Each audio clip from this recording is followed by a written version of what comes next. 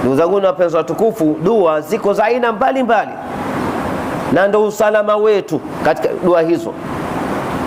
Mtume sallallahu alaihi wasallam alipoondoka aliuacha umma ndani ya senyenge ya dua, wakasalimika na kila aina majanga, shari za mashaitani, shari za wanadamu, shari na shari.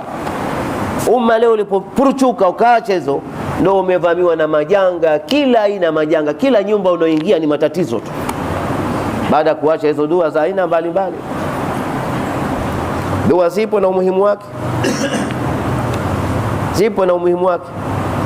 Mfano, siku moja jamaa walikuwa Iraq, jamaa akawaona majini live kabisa, anawaona wanafanya shura ya kwenda kumvamia Abdullah bin Zubair Madina, na kweli ikatoka timu pale fasta kwenda kumvamia Abdullah bin Zubair. Sheikh, wana shura zao majini vile vile, lakini mara wakarudi wanaambiana kule hakuingiliki, jamaa yuko katika ngome ya ajabu. Sasa huyu bwana aliona zoezi lile, akafunga safari kutoka pale Iraq mpaka Madina kwenda kumuuliza Abdullah bin Zubair ni ngome gani hiyo. Abdullah bin Zubair kwa mukhtasar akaambia, duaan allamani alhabibu sallallahu alaihi wasallam, kuna dua mtume amenifundisha, ndio hiyo. Dua yenyewe, amantu billahi wahda wa kafartu biljibti wattaghut wastamsaktu bilurwati alluthqa lam fisama laha wallahu samiun alim. Dua hiyo nasoma mara 3 asubuhi, mara 3 jioni. Sasa kuna vitu kama hivyo. Abdullah bin Salam, sahaba mashuhuri huyu, alikuwa padri kubwa la Kiyahudi, akasilimu, lakini kasilimu kweli kweli, sio geresha kama alivyosilimu yule Abdullah bin Saba. Abdullah bin Saba ni Yahudi huyu, kasilimu, kaonekana kusilimu, na alikuwa na ilmu, mwanachuoni mmoja mkubwa. Katika kipindi kidogo akachukua kundi kubwa la maswahaba, wale vijana.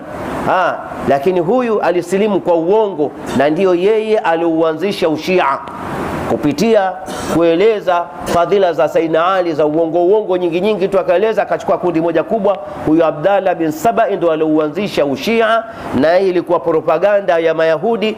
Vipi maanake kuna adui wa nje, lakini adui wa ndani vipi?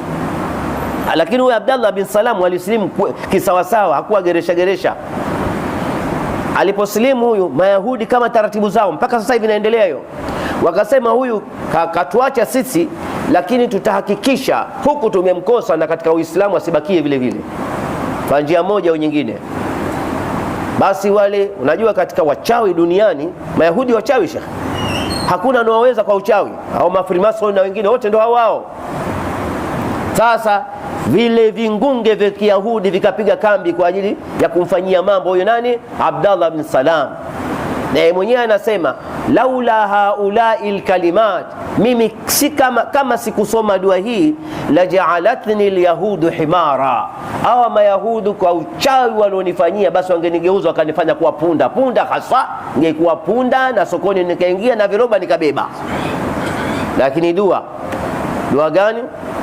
أعوذ بوجه الله العظيم الذي ليس له شيء أعظم منه وبكلمات الله التامات التي لا يجاوزهن بر ولا فاجر وبأسماء الله الحسنى كلها ما أعلم منها وما لم أعلم من شر ما خلق وذرأ وبرأ. Hiyo ndio dua alikuwa akisoma Abdallah bin Salam, ikamuhifadhi na majanga ya Kiyahudi Mayahudi.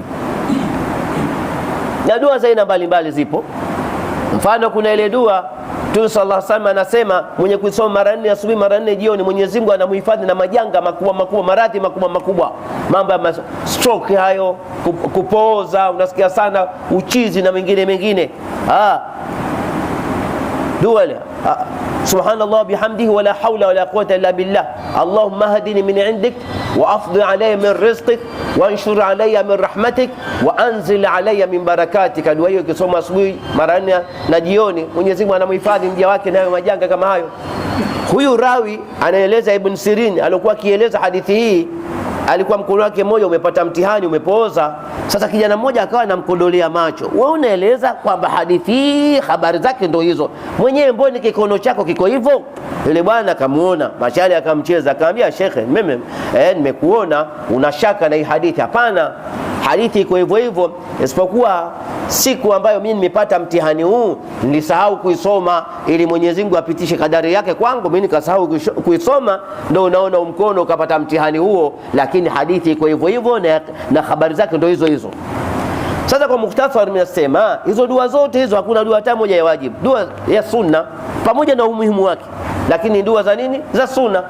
Unatoka bismillah tawakkaltu ala Allah wala hawla wala quwwata illa billah, Allahumma inna amantu, Allahumma inna a'udhu bika an adilla au dhalla au azilla au uzalla au adhlima au udlam au ajhal au yujhal alayhi ma sha Allah kan wa man lam yasha lam yakun wala hawla wala quwwata illa billahi al-aliyyil azim. Dua kama hizi ukizisoma pale pale unaambiwa uqita wa kufita utanaha anhu shaitan. Wewe umeshahifadhiwa na umeshakingwa na sheitani hakusogelei. Kwa hiyo kuna vitu kama hivyo dua